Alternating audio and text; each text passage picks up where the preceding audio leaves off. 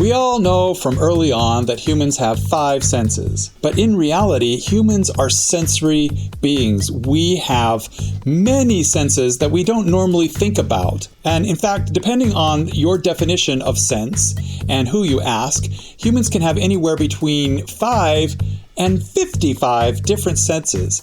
I have a list of human senses, and we're going to take a look at each of those today, and we're going to talk a little bit about how sense is important to acting. I'll be back in 6 seconds.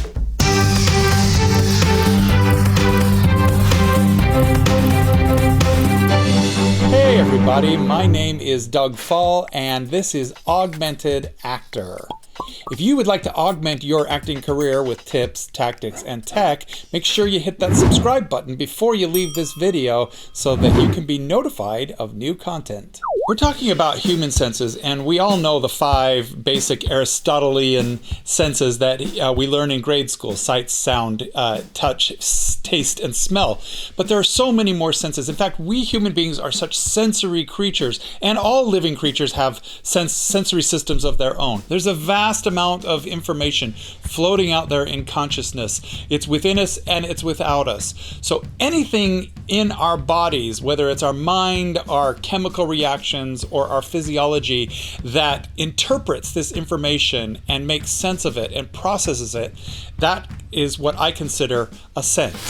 How do senses relate to an actor? Well, we human beings, we're all about sensing things, and an actor is a human being, right? And their job is to portray human beings to the rest of the world. So the more that you can define your senses, the more that you can understand your senses, the more choices you can give your characters as you're developing them. But even if you're not an actor, you're going to find something useful in this video, so I encourage you to watch along. Let's get started. Let's talk about the 5 basic senses, starting with sight. Sight is basically your eyes, and you're interpreting information through the cones, the rods, and the lenses of your eyes.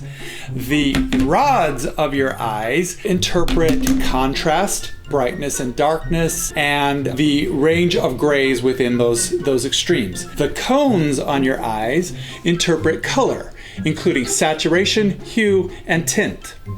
And the lenses on your eyes will interpret blurriness, sharpness, and depth. We also have a sense of sound. Vibrations travel through various mediums like air, water, and stone to reach our eardrums, which interprets them into various sounds. Your sense of taste. Your tongue has taste bud regions which can detect sweet, salty, sour, bitter, and umami, which is a detection of an amino acid that's in certain hot, spicy foods, meats, and artificial flavors. And the combination of those different taste bud regions will give you taste. Our sense of smell is closely tied to our sense of taste. Both senses require a chemical reaction rather than a physiological reaction. With the nose, there's 2,000 olfactory sensors in the nose that come in contact with particles in the air and create a sense of smell. The sense of smell and the sense of taste are closely tied to one another. In fact, if you wanted to try an experiment, blindfold yourself and plug your nose so that you can't smell anything, and try tasting a slice of apple and a slice of onion. You might not be able to tell the difference between the two because your sense of smell is almost more important to your sense of taste than your tongue is. We also have the sense of touch. When our skin comes in contact with surfaces and objects, we can feel the textures and the tactile nature and sensation of those objects. Those are your 5 basic senses, but what about all the other senses I talked about? Let's look at some of those. We have a sense of pressure. The air pressure around us, the pressure when we're holding an object or something is pressing against our body. We have a sense of itch. We have skin sensors that tell us when something is wrong or a little bit off on a certain area of our skin, and that causes an itch. This is different than the touch sense because something doesn't actually have to touch your skin to feel that itch. We also have a sense of temperature. When we touch an object, we know whether it is hot or cold, but it goes beyond touch because we can also feel the heat of a fire without touching it, or the coolness of an open door on a winter night. We also have a sense of thermoreception, which is our body's ability to determine whether or not it is hot internally or cold internally, whether we have a fever or a chill, and it allows our body to regulate those temperatures. We have a sense of the level of oxygen in our blood. We know when we have a breath, when we need a breath, when we're suffocating, and that sense is very important to staying alive. Proprioception is the body's ability to sense where your arms, legs, and other body parts are in relationship to the rest of your body. It allows you to scratch an itch without looking at it. If you've ever had to do a field sobriety test, the police officer is testing your sense of proprioception. If you've been drinking, that sense is going to be a little bit messed up. We also have a sense of tension. Our muscles are tense. We can feel soreness, tightness, and all those other muscle-related things. We also have nociception, which is the sensation of pain. There are three main types of pain. There's cutaneous pain, which is skin lesions, cuts, and scrapes, things on the surface. There is somatic pain, which is bone and joint-related pain. And there is visceral pain, which is the pain from internal organs and muscles. We also have equilibrioception.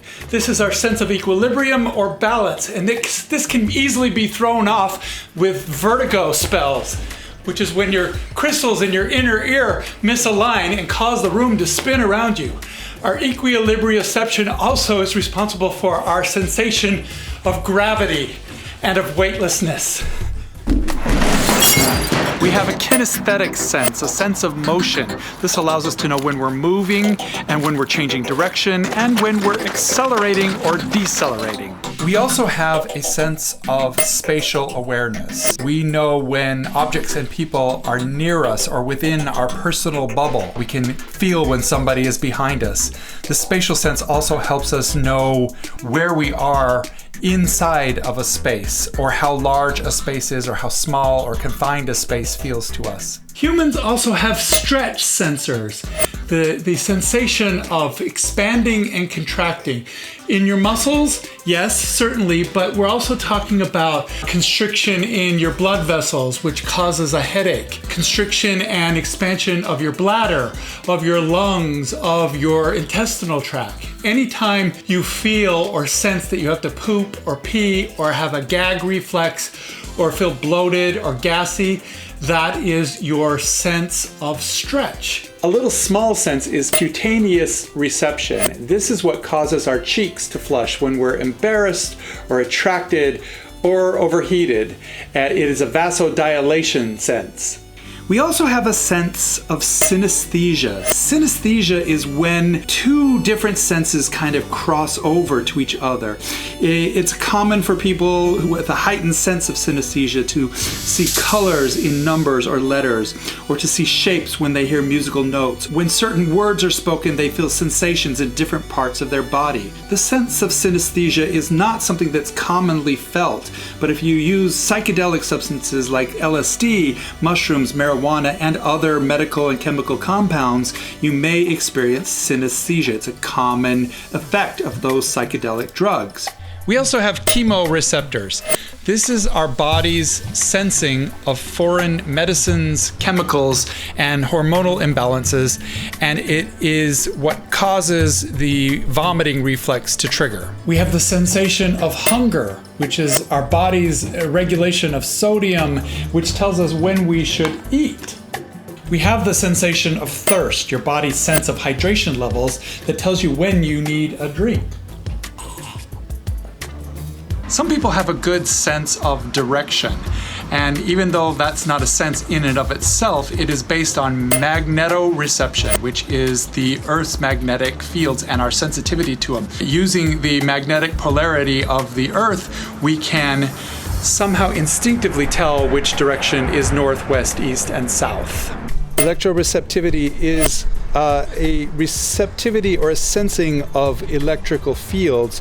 And normally humans only sense their hair standing up on their arms or some reaction to electricity, but they don't actually feel the electricity themselves. But some humans are very sensitive to electrical fields, like living near power plants or cell towers, and that can cause them to have headaches and whatnot. So we have a sensitivity, it's just very small in humans. We also have a sense of time. What came before, what came after, a sequence of events, and how long time lasts. We all have a sense of how long a minute is or how long a year is. And our sense of time can be skewed by many factors, but we still sense it. And closely tied to that is our sense of circadian rhythms. We sense when it's night, we sense when it's day, we sense when we're tired or when we're alert. We know when we need sleep and we know when we don't. We also have the sense of sexual stimulation. We know when we're being aroused and we can sense when we're reaching orgasm. And those sensations are triggered a little bit by touch, but mostly by hormonal and chemical changes in the body. We also have a sense of orientation. We know when we are upright, when we are laying down on our side, and when we are upside down. So we've been talking about some of the more scientifically decided upon senses, but then there are also some senses that exist in the realm of the paranormal, extrasensory perception. Some people have a strong sense of premonition. They can subconsciously sense the future or dangerous events that are about to happen. Similar to premonition, there's precognition, which is a visual depiction of a future event. We also have a sense of intuition. This is also called the sixth sense. It's that gut feeling that you get when something isn't quite right, or when you sense some danger, or when you just have a feeling that that lottery ticket is going to pay off. Some of us have a sense of telepathy, the ability to read other people's thoughts or to communicate with somebody in a non-verbal way. There's clairvoyance, which is the visual perception of objects or people that aren't really there, like ghosts. And then there's clairaudience, which is the auditory perception of invisible sounds or voices. People who hear voices from beyond perhaps would have that sense. But there are still some more senses out there, and I'm talking about sort of the more grammatical senses, the more esoteric senses, not the paranormal. These are senses that we talk about, we even refer to in our language as senses, but they're not necessarily scientifically provable, and they might not fall in the same category as other senses, but still you explain them in the terms of human sensation, and they really are about interpreting information that is out there in the consciousness in a way that is humanly centric. These are also very important to actors because they sort of make up the realm of sensory input that actors use on a day-to-day basis. We have a sense of comprehension and understanding. In other words, we sense when we understand something, and we sense when we don't understand something. We sense when we know a piece of knowledge and when we don't know a piece of knowledge. We also have a sense of familiarity. The feeling that we are familiar with somebody's face or a place that we've been to before, and the ability to distinguish between that familiar place and some place that we haven't experienced before. This also ties into memory a little bit, and it's also a key component of déjà vu, that feeling of familiarity that we sense somehow that we've been here before or done this thing before. Closely related to that is our sense of recollection. Now, this might be a function of the brain, but it's the sense that we are recalling a memory and the ability to distinguish that memory from an event that's actually happening live. So it's our sense of recollection. Now, while we're on the subject of memory, I have a book for you, a free ebook that I wrote called How to Memorize Virtually Anything. You can get it for free just by signing up for the Augmented Actor email list. The information's on your screen right now. I hope you can do it. Let's get back to the video. We have a sense of agency, and agency is when we make the decisions and we are aware that we are making our own decisions, that we are in control of a situation. As opposed to somebody who has schizophrenia, many schizophrenics report that they feel controlled by an outside entity or a mechanical apparatus, or that they are being puppeted or instructed to do things. We also have a sense of attraction. We are able to interpret signals from other humans through body language, facial expressions, whatnot. And we sense when we're attracted to somebody, when we're not. We can sense when we're getting close to somebody and when we're getting ostracized by them. We can sense bonding, closeness, groupthink, all those kind of things come into the sense of attraction. We also have a sense of fashion. What looks good, what's going to attract a mate, what's going to make us look better. And this may seem silly to include in a list of senses, but in the animal kingdom, we see this all the time when animals decide or sense when they need to camouflage themselves, or when they need to change their colors, or when they need to fluff up their feathers. It's a sense that's built into us. We also have an inherent sense of style. This is similar to a sense of fashion, but it's less about what we wear.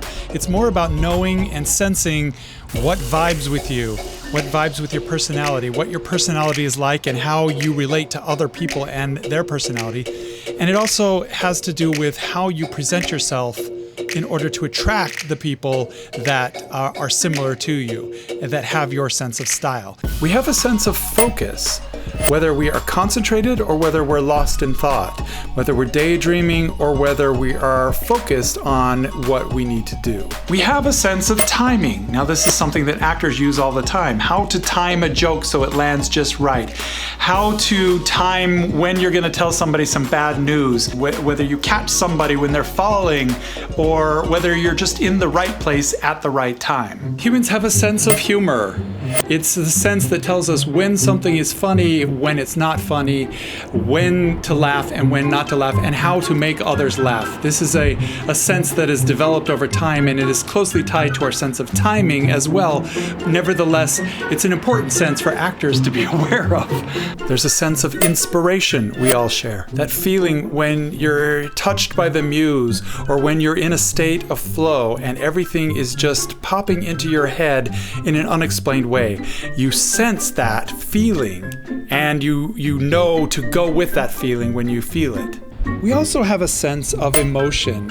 We sense when we are experiencing emotion, what emotion we're experiencing, and we also are able to sense what emotion other people experience by looking at their face or their body posture. Now, it's important to note that sensations are different than emotions. There are way more emotions out there than there are senses. And in fact, I did a video where I acted out 128 different emotions. You can check that out at the link that's on your screen right now or down in the description below. We also have an inherent sense of morality. Now, this is a learned sense. It nevertheless gives us the sense of whether something is right or wrong, good or evil, whether a person is friend or foe. We also have a sense of self. We can separate what we consider ourself from the rest of consciousness out there. We can separate what is you from what is other than you. Our sense of self can help us distinguish between a reflection of ourself and our actual self. And it can also be used to imagine how other people will perceive us. Finally, one of the most important senses we have is our sense of reality. Our ability to sense the difference between a waking state, a dream state, a vision, a hallucination, or a thought. People who use psychedelic drugs or who meditate, or even people who have mental illnesses often traverse between the different realms of reality, and those can get easily muddled up. To lose our sense of reality means to lose all of our senses in a lot of ways, because the whole purpose of human sensation, of sensing consciousness and the data and the information that's out there, is to perceive it and make it into your reality. And so when your other senses are perceiving things in a way that doesn't click with what you know to be true, that can really screw you up as a human being. The sense of reality is the biggest, most encompassing sense that human beings have. Hey, I sense that you made it all the way to the end of this video. If you're interested in senses, you might also be interested in emotions and acting emotions. I have a video or two over here about emotional acting, so you might want to check those out. And as always, remember to subscribe, like, and share this video if you found it interesting. I appreciate you coming here to watch these videos. Thank you so much, and have a good day.